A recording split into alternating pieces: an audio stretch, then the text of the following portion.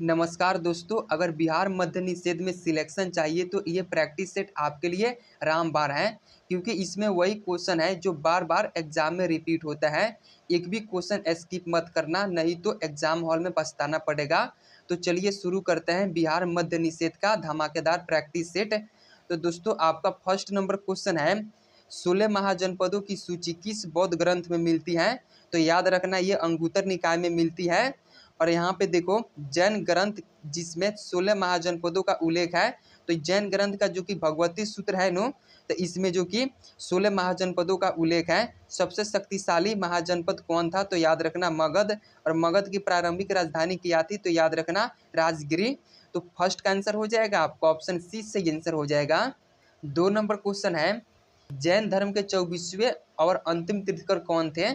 तो याद रखना है कि जैन धर्म के 24वें और अंतिम तीर्थकर जो कि महावीर स्वामी थे। और जैन धर्म के प्रथम तीर्थकर कौन थे? तो याद रखना ऋषभ देव थे, और संस्थापक भी ऋषभ देव थे। और यहाँ पे 23वें तीर्थकर पार्श्वनाथ का प्रतीक चिन्ह क्या था? तो याद रखना सर्प था। और महावीर स्वामी ने अपना प्रथम उपदेश किस भाषा में दिए थे? तो प्राकृत भाषा में दिए थे। तो याद रखना है 2 का आंसर आपका ऑप्शन सी सही आंसर हो जाएगा। 3 नंबर क्वेश्चन है, गौतम बुद्ध ने अपना प्रथम उपदेश कहाँ दिया था? तो याद रखना है कहाँ पे दिए थे? तो याद रखना ऑप्शन बी हो जाएगा, सारनाथ में अपना प्रथम उपदेश दिए थे। अब बुद्ध के प्रथम उपदेश को क्या कहा जाता है? तो याद रखना धर्म चक्र प्रवर्तन कहा जाता है। और गौतम बुद्ध को ज्ञान की प्राप्ति कहाँ हुई थी? तो याद रखना बोध गया में, जो कि निरंजना नदी के तट पर हुआ था।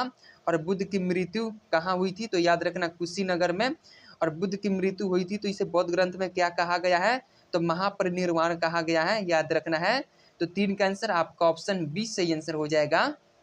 4 नंबर क्वेश्चन है, मुद्रा राक्षस नामक प्रसिद्ध पुस्तक के लेखक कौन है? तो 4 का आंसर हो जाएगा ऑप्शन बी हो जाएगा, कौन है?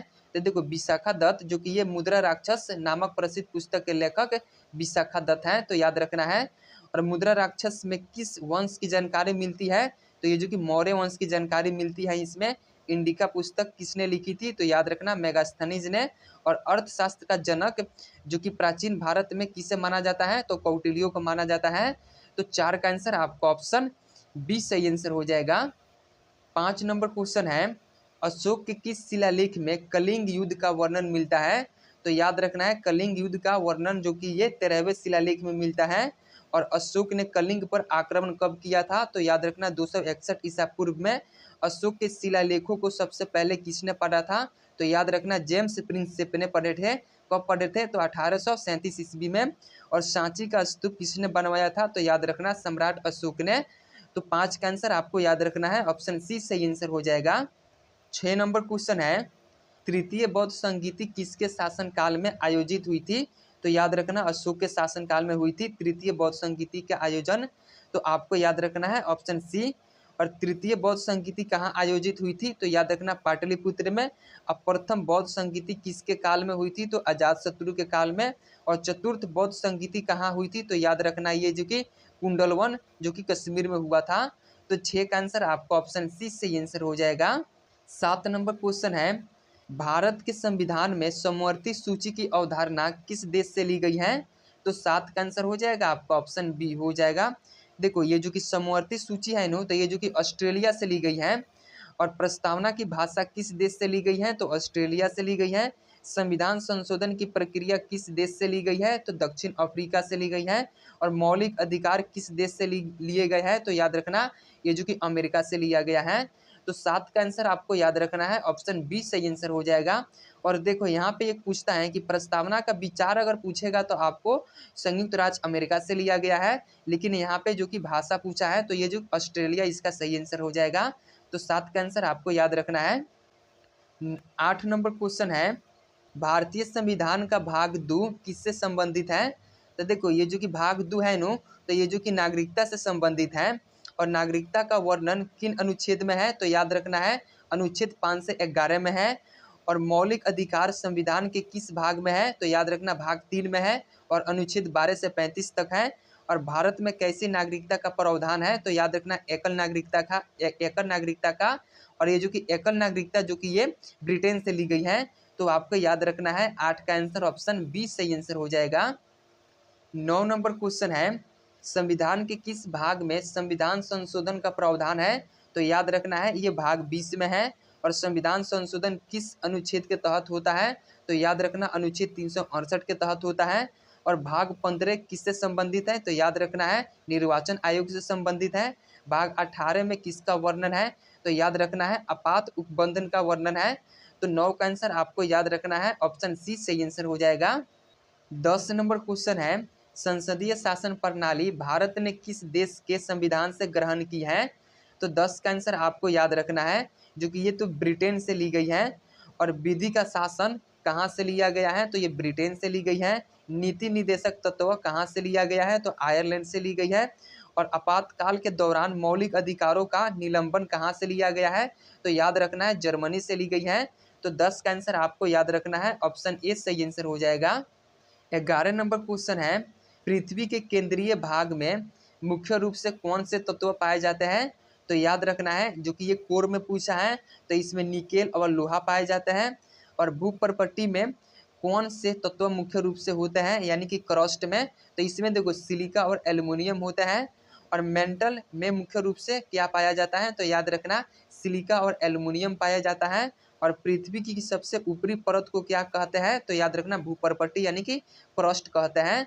तो 11 का आंसर हो जाएगा आपका ऑप्शन सी सही आंसर हो जाएगा। 12 नंबर क्वेश्चन है, भारत की सबसे प्राचीन पर्वत श्रृंखला कौन सी है? तो 12 का आंसर हो जाएगा ऑप्शन बी हो जाएगा। देखो अरावली पर्वत श्रृंखला है नु, तो ये भारत की सबसे प्राचीन पर्वत श्रृंखला है। और अरावली की सबसे ऊंची चोटी कौन सी है? तो याद रखना है गुरु शिखर, जो कि ये राजस्थान में है। और हिमालय किस प्रकार के पर्वत का उदाहरण है? तो याद रखना वलित पर्वत का ये उदाहरण है, यानी कि फोल्ड माउंटेन का उदाहरण है।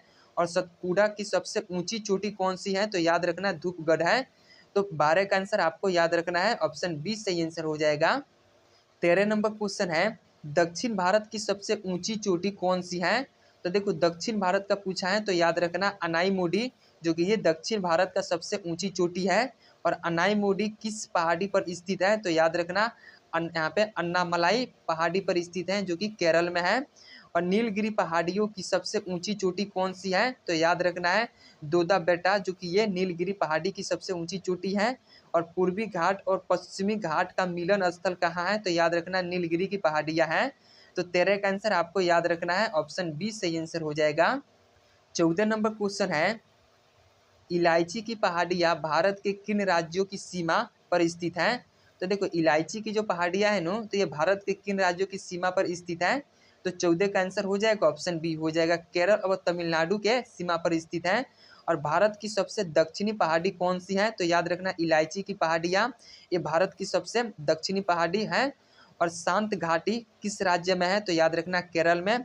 और गारो खासी और जयंतिया पहाड़ियाँ कहाँ स्थित हैं? तो याद रखना है मेघालय में स्थित है। तो 14 का आंसर आपको याद रखना है ऑप्शन बी सही आंसर हो जाएगा।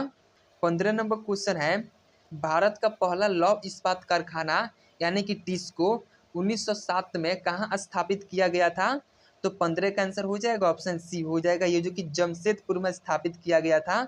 और टिस्को की स्थापना किसने की थी? तो याद रखना जमशेदजी टाटा ने किए थे। और जमशेदपुर किस नदी के तट पर स्थित है? तो याद रखना स्वर्ण रेखा नदी के तट पर स्थित है।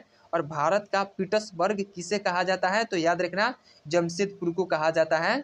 तो 15 का आंसर आपको याद रखना है ऑप्शन सी सही आंसर हो जाएगा।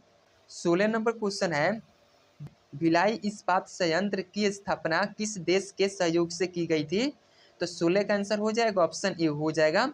देखो ये जो कि भिलाई इस्पात संयंत्र है नो, तो ये जो कि सोवियत संघ यानी कि रूस के मदद से की गई थी। और राउरकेला स्टील प्लांट किसके सहयोग से बना? तो याद रखना जर्मनी के, जो कि उड़ीसा में है। और दुर्गापुर स्टील प्लांट यानी कि पश्चिम बंगाल में है, किसके सहयोग से बना? तो ये जो कि ब्रिटेन के सहयोग से बना।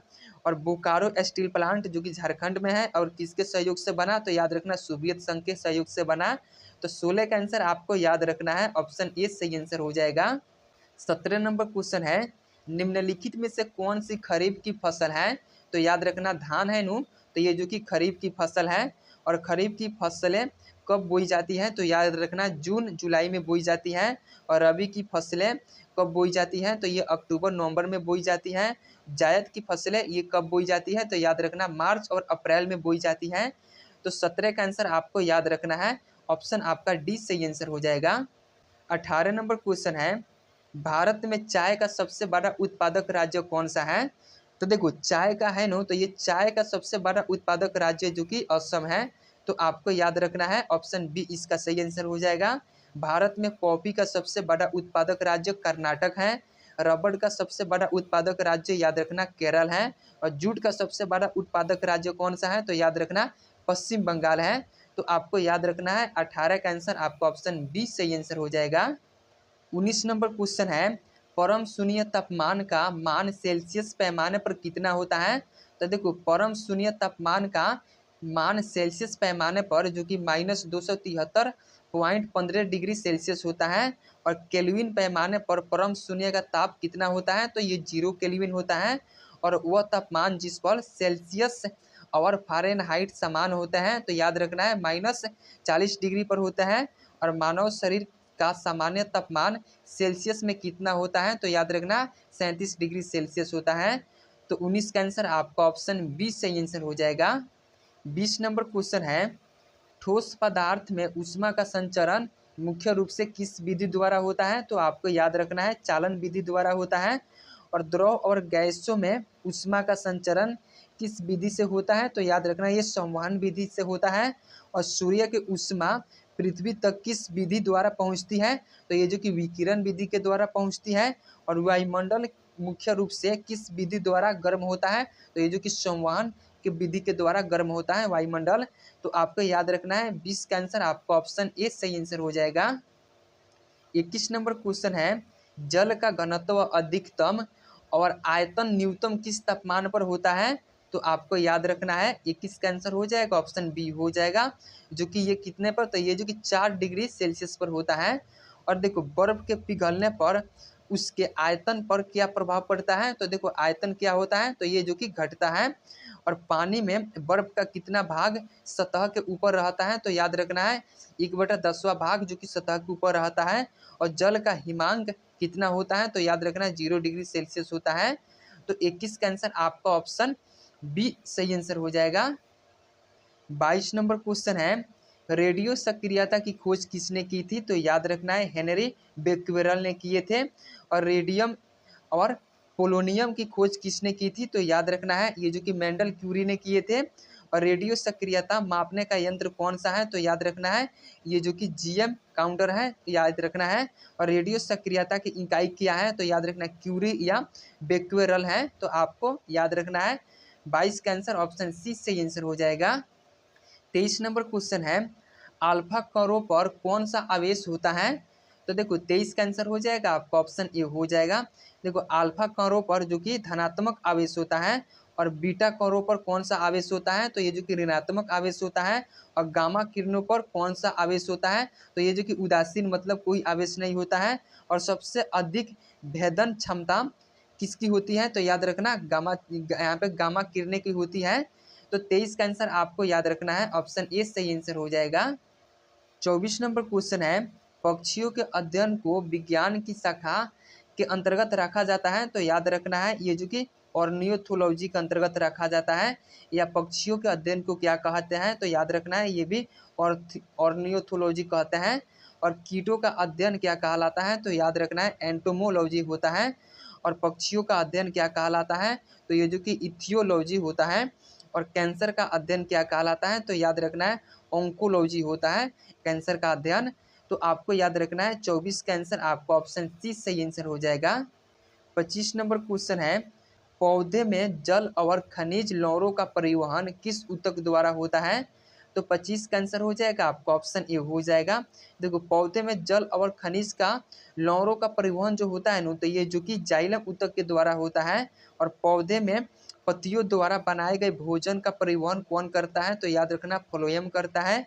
और पौधे की आयु गणना कैसे की जाती है? तो याद रखना है ये जो कि जाइलम वलयों को गिनकर की जाती है। क्लोरोफिल में कौन सी धातु पाई जाती है? तो मैग्नीशियम धातु पाई जाती है, यानी कि पर्णहरित में मैग्नीशियम धातु पाई जाती है। तो 25 का आंसर याद रखना है, ऑप्शन ए सही आंसर हो जाएगा। 26 नंबर क्वेश्चन है, मानव शरीर का सामान्य तापमान फ़ारेनहाइट पैमाने पर कितना होता है? तो याद रखना है ये जो कि 98.6 डिग्री फ़ारेनहाइट होता है। और केल्विन पैमाने पर मानव शरीर का तापमान कितना होता है, तो केल्विन पैमाने पर जो कि 310 केल्विन होता है। और किस ताप पर एंजाइम सबसे अधिक सक्रिय होता है, तो याद रखना है 35 डिग्री से 40 डिग्री सेल्सियस पर एंजाइम सबसे अधिक सक्रिय होता है।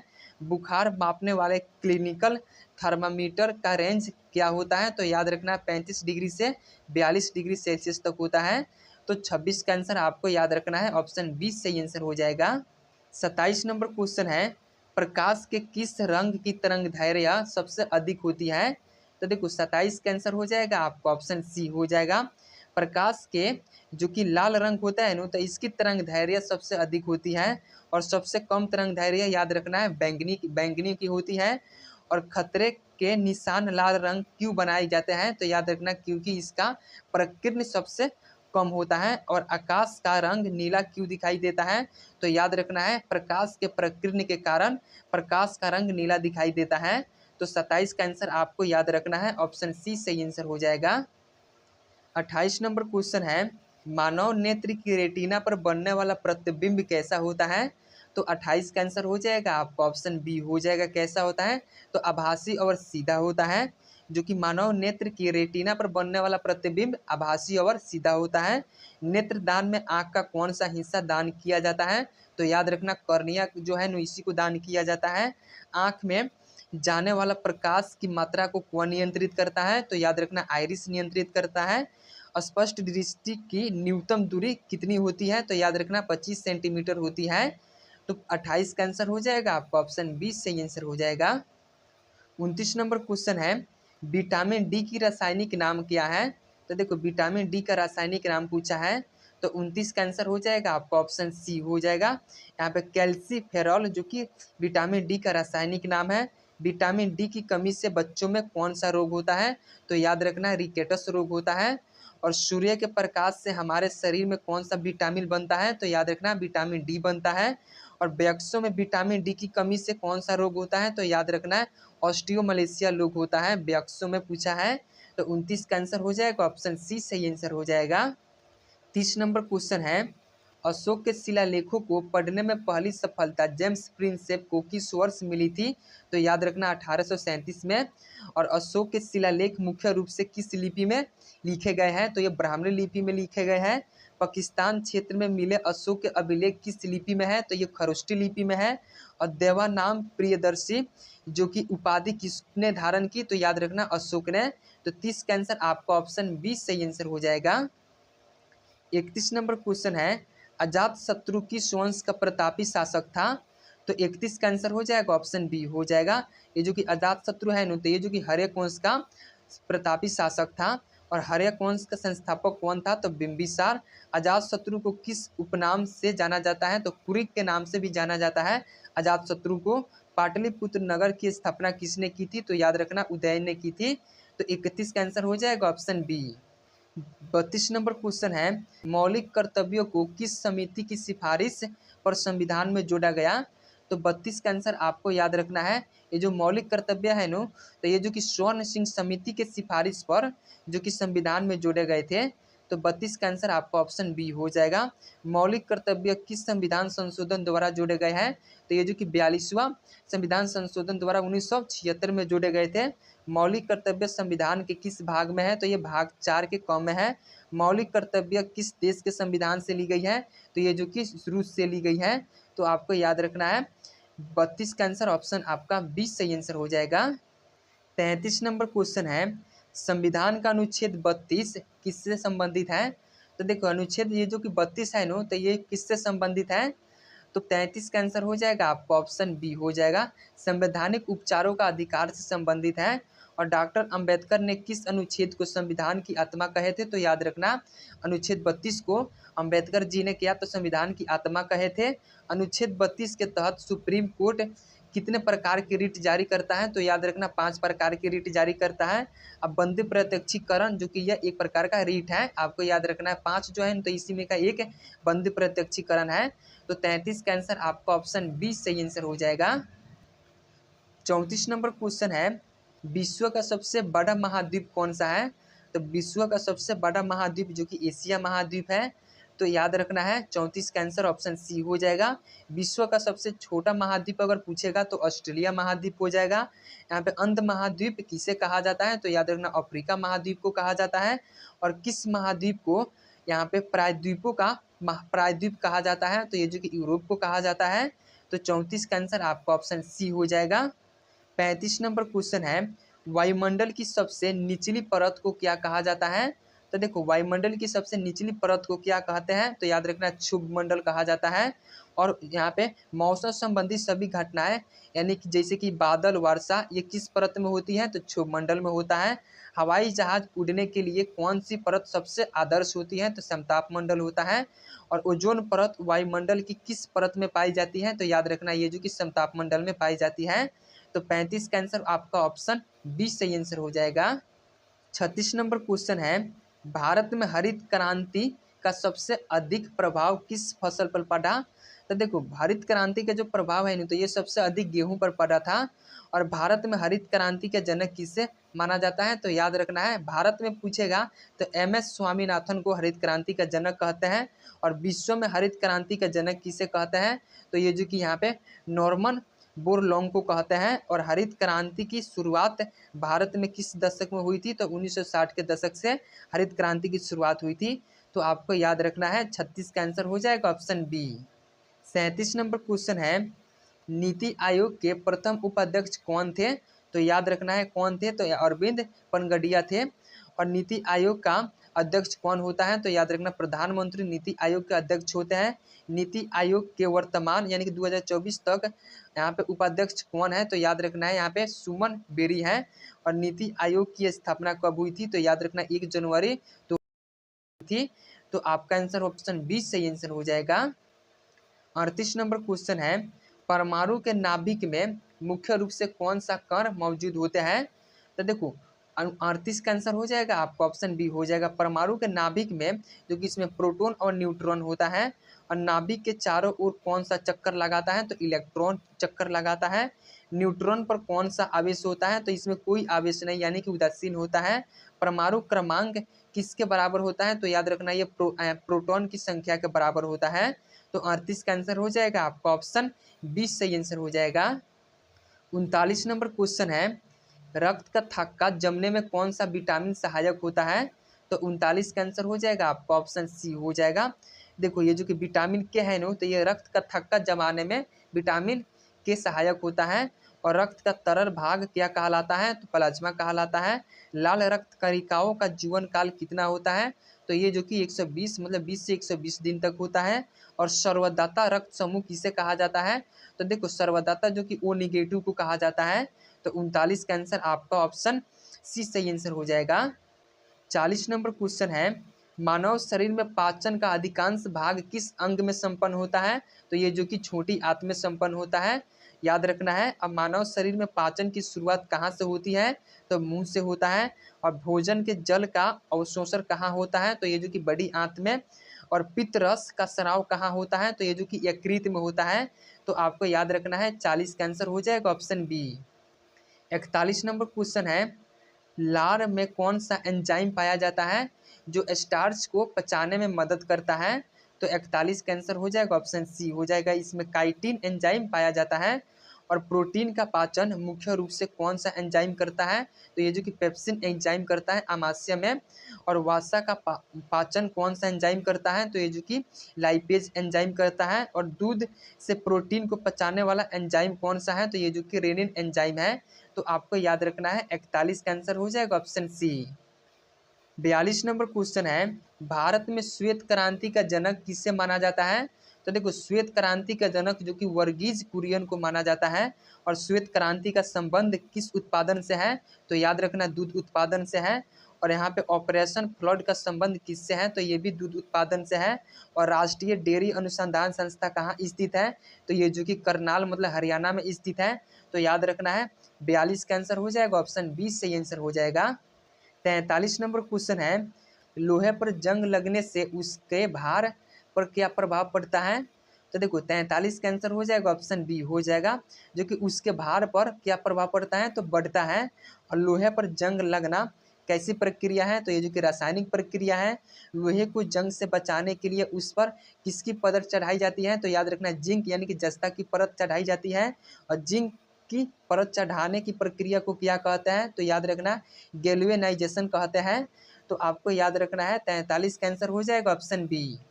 44 नंबर क्वेश्चन है, वायुमंडल में किस गैस की मात्रा सर्वाधिक पाई जाती है, तो याद रखना है नाइट्रोजन की सर्वाधिक मात्रा पाई जाती है 78%। और यहाँ पे देखो वायुमंडल में ऑक्सीजन की मात्रा कितनी होती है, तो याद रखना 21%। वायुमंडल में कार्बन डाइऑक्साइड की मात्रा कितनी होती है, तो 0.03% होती है। और इसमें जो कि अभी के पीरियड में 4 हो गया है, याद रखना है।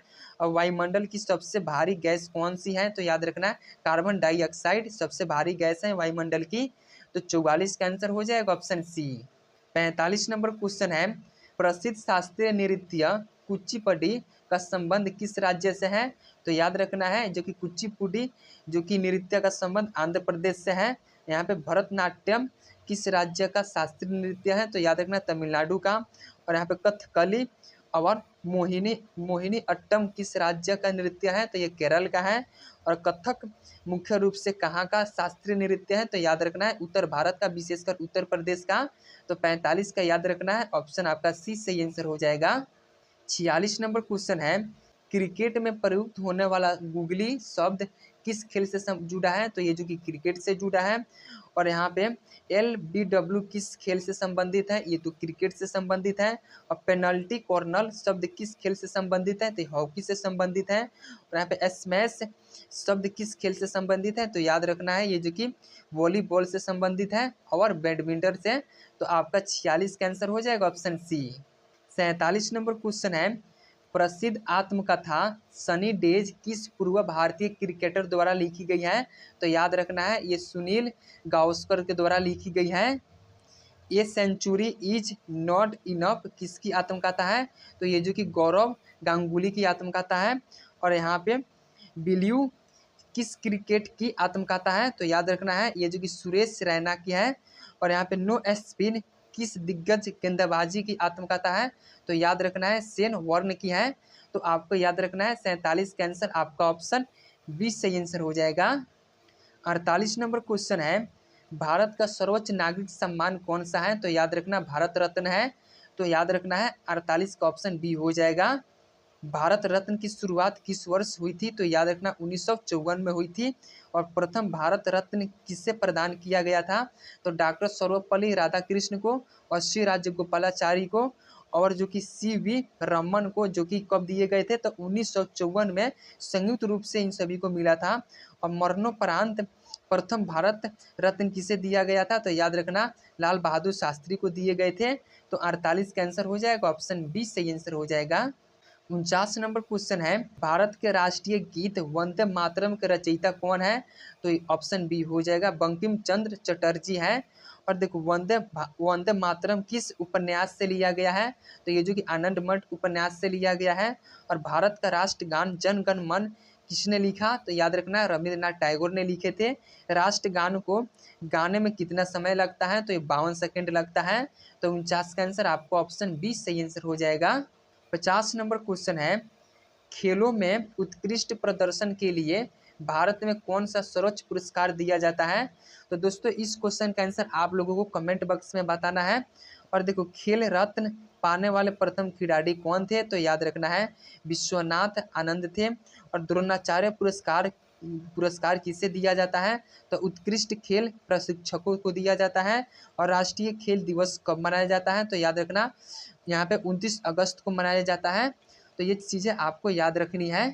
तो भाई अगर ऐसे ही बिहार मद्य निषेध के धमाकेदार प्रैक्टिस सेट चाहिए तो वीडियो को लाइक करो, चैनल को सब्सक्राइब करो और कमेंट बॉक्स में बताओ कि वीडियो कैसा लगा। तो दोस्तों आज के लिए इतना ही, फिर मिलते हैं नेक्स्ट वीडियो में। बाय।